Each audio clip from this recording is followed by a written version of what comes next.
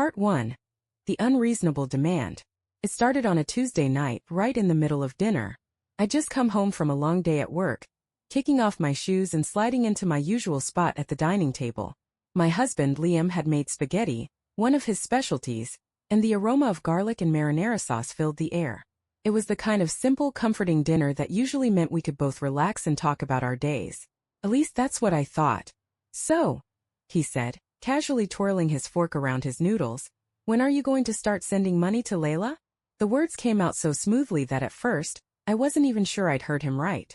I paused mid-bite, spaghetti dangling off my fork, and blinked at him. "I'm sorry, what?" He didn't look up. He just kept eating, as if this was the most natural topic in the world. "Layla," he repeated, with the tone of someone explaining something obvious. "You should start sending her some money. Half your paycheck should do it." Now, to give you some context, Layla is Liam's younger sister who lives abroad. She's a single mom of 2 kids and has had her fair share of financial struggles. Over the years, I'd heard plenty about how hard her life was, but never in a million years did I think this would become my responsibility. I put my fork down and leaned back in my chair, trying to process what he just said. "You want me to send half of my paycheck? To your sister? Every month?" Liam finally looked up, as if surprised by my reaction. "Yeah, why not? You've got a good job now. You're making more than enough. It's only fair that we help her out." Fair. That word set off alarm bells in my head. I worked my butt off to get where I was, years of schooling, late nights, and climbing the corporate ladder. And now, just because I was doing well, he thought it was fair for me to send half my earnings to someone else? "Liam," I said carefully, "I don't mind helping out if she's really struggling, but half my paycheck? That's a lot. Why can't you send her money? She's your sister." He let out an exasperated sigh, the kind that made me feel like I was the unreasonable one. "I do send her money. I've been helping her for years, but it's not enough. She needs more. And now that you're making good money, it just makes sense for you to pitch in. We're married. My family is your family. This is what families do." I stared at him dumbfounded. The nerve of this man, sitting there slurping spaghetti like he hadn't just suggested the most absurd thing I'd ever heard in my life. "Liam, I don't even know Layla that well," I argued. "I've met her twice. And while I feel for her situation, I can't just give up half my income. We have bills to pay, a mortgage, plans for the future." He cut me off, shaking his head. "Plans? What plans? You don't even want kids right now. What are we saving for, a vacation? A new car? Layla needs that money more than we do." The conversation spiraled from there. Every time I tried to explain why his demand was unreasonable, he found a way to make me feel guilty. He painted this picture of Layla struggling to feed her kids while I lived comfortably, selfishly hoarding my paycheck. "You're being so selfish," he said, throwing down his fork. "Do you even care about my family?" That hit a nerve. Of course I cared. I'd always done my best to support him, to be there for his family when they needed me. But this was beyond the pale. "Liam, caring about your family doesn't mean sacrificing half my salary indefinitely. That's not fair to me, and frankly, it's not fair to us." He pushed his chair back and stood up, his eyes narrowing. "Us? If you can't support my family, then maybe there is no us." And just like that, he walked out of the room, leaving me sitting there with my plate of cold spaghetti and a stomach full of knots. I stared at the wall, replaying the conversation in my head. Was I being selfish? Was I supposed to feel obligated to send half my paycheck to his sister just because we were married? The more I thought about it, the angrier I became. Liam's demand wasn't just unreasonable. It felt like a betrayal. And deep down, I knew this wasn't the kind of disagreement that would just blow over. This was the beginning of something much bigger. Something that could tear us apart. Part 2. The Family Argument. The day after our fight, Liam was distant, his silence heavier than any argument we'd had before. By evening, I decided to break the ice. "Can we talk about this calmly?" I asked, sitting across from him. He didn't look up from his phone. "What's there to talk about? You're refusing to help my family. That's not something I can just ignore." I took a deep breath, trying to stay patient. "I'm not refusing to help. I just think sending half my salary is unreasonable. We could agree on something smaller, something realistic." He looked at me like I'd suggested abandoning Layla altogether. "Small isn't enough," he snapped. "She's struggling to survive. And you're here clutching your paycheck like it's the most important thing in the world. You should care about her." "I do care. I shot back, trying not to raise my voice. But why is this suddenly my responsibility? Why not your parents? Or your brother? They don't have the means and you do, he yelled, standing abruptly. You're part of this family now. This is what families do. The argument spiraled from there. By the end of it, I was left sitting alone, my mind racing. But the worst was yet to come. Later that night, my phone buzzed with a message from Liam's mom. Hi, sweetheart. Liam told me about the issue. Family is everything, especially during hard times. I know you'll make the right choice. The calls followed soon after. His sister pleading. His brother passive-aggressively texting. Don't be that person. Family comes first. By Sunday, it escalated further at a family dinner. So, Liam's mom said casually, have you decided how much you'll send to Layla? The room fell silent, every pair of eyes on me. My heart pounded. I haven't decided anything, I said firmly, glaring at Liam for dragging me into this. Well, it's not a hard decision, is it? She retorted, her tone sharp. You're part of this family now. That was it. I'm not turning my back on anyone, I said, my voice rising. But Liam's demand isn't fair, and I won't be ambushed into agreeing. The tension was suffocating, and the icy stares from his family followed me home. How could you let them do that? I demanded when we got back. They're just helping you see what's right, he said flatly. That's when it hit me, this wasn't about money anymore. This was about control. And I wasn't backing down. Part 3: The Ultimatum. By the following week, the tension in our home was unbearable. Liam barely spoke to me, retreating into a sullen silence punctuated by sharp glances and heavy sighs. I tried to carry on as normal, but every interaction felt like walking through a minefield. The weight of unspoken arguments loomed over us like a dark cloud. Then one night, as I sat on the couch scrolling through work emails, he walked in, his face set with a grim determination. We need to talk, he said, his voice tight. I looked up, already dreading what was coming. Okay, I said cautiously, setting my laptop aside. He sat down across from me, his posture rigid. This can't go on. You're being selfish and it's hurting my family. If you can't support me on this, I don't see how we can stay married. My heart skipped a beat. You're saying you divorce me because I won't send half my salary to your sister? I'm saying, he replied, his tone cold and deliberate, that if you don't care about my family, you clearly don't care about me. And if that's the case, what's the point of us being together? For a moment I couldn't breathe. The audacity of it all left me speechless. When I finally found my voice, it came out sharper than I intended. Liam, this isn't about caring. This is about your unrealistic expectations. You're asking me to give up half of everything I've worked for, my financial independence, my future, for a decision you've made without me. That's not a partnership. That's a demand. His eyes narrowed. It's not just a demand, it's what families do. They step up for each other. But you've made it clear you don't see Layla as your family. I stood up, pacing the room as I tried to collect my thoughts. Don't twist this into something it's not. I do care about your sister. I sympathize with her struggles. But what you're asking is unreasonable. You're the one trying to guilt me into sacrificing my stability to clean up a problem I didn't create. He stood too, looming over me as his frustration boiled over. You're making this about money when it's about loyalty. You said I do. But you clearly don't care about what that means. I shook my head, tears stinging my eyes, but not from sadness, from sheer disbelief. Loyalty doesn't mean blindly giving in to your demands. Marriage is about compromise, Liam, and right now, you're the one refusing to meet me halfway. The argument spiraled, each of us lashing out with words we couldn't take back. He accused me of being selfish, heartless, and untrustworthy. I accused him of manipulation, of prioritizing his sister's needs over our marriage. Finally, he threw his hands up. You're impossible. If you can't see why this is important, maybe we shouldn't be together. I stared at him, my chest heaving. If you think threatening divorce is the way to solve this, maybe you're right. Maybe we shouldn't. That night, Liam slept on the couch and I lay awake in bed, staring at the ceiling. His words echoed in my mind. If you can't support my family, there's no point in us being together. Was this really what our marriage had come to? The next morning he was gone when I woke up. He didn't leave a note, didn't respond to my texts. I wasn't sure if he was punishing me or genuinely considering walking away. By lunchtime I got a call from his mother. I heard about the fight, she began without preamble, her tone sharp. I don't understand why you're being so stubborn. This is what marriage is about, helping each other's families. Liam is devastated. I closed my eyes, willing myself to stay calm. With all due respect, this isn't your business. It is my business when my son's marriage is falling apart because you're too selfish to help someone in need. She shot back. Do you think you're better than the rest of us? We've all sacrificed for Layla, and you can't even lift a finger. I hung up, my hands shaking with anger. Liam wasn't just threatening me. He was rallying his family to guilt-trip me into submission. That evening he came home late, his face unreadable.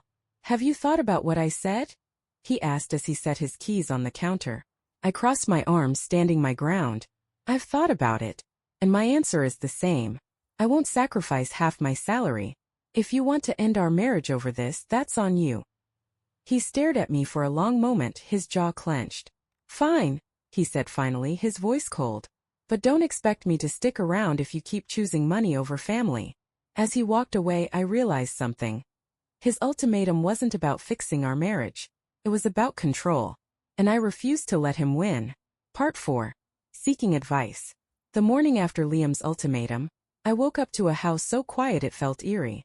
The tension between us had reached a breaking point, and I had no idea how to move forward. Every time I replayed our argument in my mind, I felt a mix of anger, confusion, and a creeping sense of guilt. Was I really being selfish like Liam and his family insisted? Or was I right to stand my ground? I needed clarity, someone who could give me an objective perspective. So during my lunch break at work, I called my best friend, Sarah. If anyone could talk sense into me, it was her. Liam wants a divorce because you won't send half your salary to his sister, she repeated, her voice rising in disbelief. Half? Like 50%? Every month? Yes, I sighed. And he's acting like I'm the worst person in the world for saying no. His whole family is too. Oh, honey, she said, her tone softening. That's not just unreasonable, that's insane. I mean, who does that? You're his wife, not his family's personal ATM. I know, I said, my voice barely above a whisper. But they've been piling on the guilt, Sarah. His mom called me selfish. His sister's been pleading with me. Even his brother texted me to say I was letting everyone down. It's like they've all decided I'm the villain in this situation. That's manipulation, plain and simple, Sarah replied firmly. They're trying to wear you down so you'll give in. But this isn't your responsibility. It's Liam's. If he wants to help his sister, he can figure out a way to do it without dragging you down. Her words hit me like a splash of cold water. Deep down I'd known she was right, but hearing it from someone else gave me a sense of validation I hadn't realized I needed. Do you think I'm making a mistake? I asked hesitantly. Absolutely not, Sarah said without hesitation. Liam's the one making a mistake. Marriage is supposed to be a partnership, not a dictatorship. He doesn't get to unilaterally decide that your paycheck belongs to his sister. That evening I decided to call my mom. I hadn't wanted to involve her at first, but I needed someone who could give me a different perspective. Someone who'd seen more of life. Sweetheart, I don't know what to say, she said after I'd finished explaining the situation. It's such a strange demand. I can't imagine your father ever asking me to do something like that. What would you do if he had? I asked, desperate for some kind of guidance. She paused, and I could almost hear her thinking. I think I'd do exactly what you're doing now, stand my ground. Marriage is about compromise, but this isn't compromise. It's sacrifice. And not the healthy kind. Her words settled over me like a blanket. They didn't solve anything, but they reminded me that I wasn't crazy for feeling the way I did. The real wake-up call came a few days later, during a conversation with one of my coworkers. I'd been venting to her in the break room, not mentioning any names but giving her the broad strokes of the situation. Let me get this straight, she said, sipping her coffee. Your husband is threatening to leave you because you won't bankroll his sister's life? Well, when you put it like that. I trailed off, embarrassed by how absurd it sounded. No, seriously, she said, leaning forward. That's not just unfair, it's controlling. He's trying to pressure you into giving up something you've worked hard for, and that's a huge red flag. Red flag? I echoed, feeling a pang of unease. Yes, she said firmly. It's one thing to support your spouse when they're struggling. It's another for them to demand you prioritize their family over yourself. If he's willing to blow up your marriage over this, you need to ask yourself what else he'd be willing to destroy to get his way. Her words stayed with me all day, nagging at the back of my mind. It wasn't just the money, It was the control, the manipulation, the fact that Liam was willing to rally his entire family against me to force me into submission. That night, I sat down and made a list of everything that had happened since Liam first brought up the idea of sending money to his sister. The escalating arguments, the guilt trips, the ambush at his family's dinner table, the ultimatum. Looking at it all laid out in front of me, I felt a wave of clarity. This wasn't just a disagreement about money. It was a power struggle, and I was being tested. If I gave in now, what would stop Liam from demanding more in the future? I decided that I needed to confront him again. Not with anger, but with honesty. I wasn't going to let him or his family manipulate me into something I couldn't live with. As I closed my notebook, I felt a mix of fear and determination. This conversation could change everything, but I couldn't keep living like this.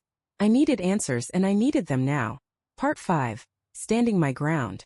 I spent the next few days preparing for what I knew would be one of the hardest conversations of my life. Liam and I hadn't spoken much since his ultimatum, just the bare minimum required to coexist. The air in the house was so thick with tension that even our cat seemed on edge, slinking around like he was afraid to disturb us. But I couldn't let this silence fester any longer. If we had any chance of moving forward, I had to confront him. I had to make my boundaries clear, even if it meant risking everything. One evening, as Liam sat in the living room scrolling through his phone, I took a deep breath and walked in. "We need to talk," I said, my voice steady but firm. He glanced up, his expression already defensive. "What now?" "Liam, this thing with Layla has gone too far. I need to say my piece, and I need you to really listen this time." He put his phone down, crossing his arms. "Fine. Go ahead." I sat down across from him, clasping my hands tightly in my lap. "I've been thinking a lot about what you said, about helping Layla, about family, about our marriage. And I need you to understand something. I'm not refusing to help because I don't care. I care about you and I sympathize with what your sister is going through. But what you're asking for isn't help. It's a sacrifice. A sacrifice that isn't fair or sustainable." He rolled his eyes, leaning back against the couch. "Here we go again. You're just making excuses." "No, I'm not," I said, my voice rising slightly. "I'm trying to explain why this isn't just about money. It's about respect. Respect for the fact that I've worked hard to build my career, respect for the fact that I deserve a say in how we manage our finances, and respect for the fact that marriage is supposed to be a partnership, not a dictatorship." He scoffed. "A partnership? Is that what you call refusing to support my family? Because from where I'm standing, it looks more like selfishness." I felt a flicker of anger but forced myself to stay calm. "Liam, you're the one who's been making unilateral decisions. You decided on your own that I should send half my paycheck to your sister. You involved your family in our private disagreements. You gave me an ultimatum instead of working toward a compromise. Tell me, how is that fair? How is that partnership?" For a moment he was silent. I could see the gears turning in his head, but instead of softening, his expression hardened. "I don't see how you can call yourself my wife if you won't stand by me when my family needs help. What's the point of being married if you're not willing to put family first?" That was it. The last straw. I stood up, my heart pounding. "Liam, I love you, but I refuse to let you guilt-trip me into something I'm not comfortable with. I've tried to compromise, I've tried to explain my perspective, but you won't listen. If you're so determined to end our marriage over this, then maybe you're right. Maybe we shouldn't be together." His jaw dropped slightly, and for the first time he looked genuinely stunned. "You're really willing to throw this all away? Over money?" "No," I said firmly, my voice steady despite the lump in my throat. "I'm willing to walk away because you're prioritizing control over compromise. This isn't about money, it's about respect.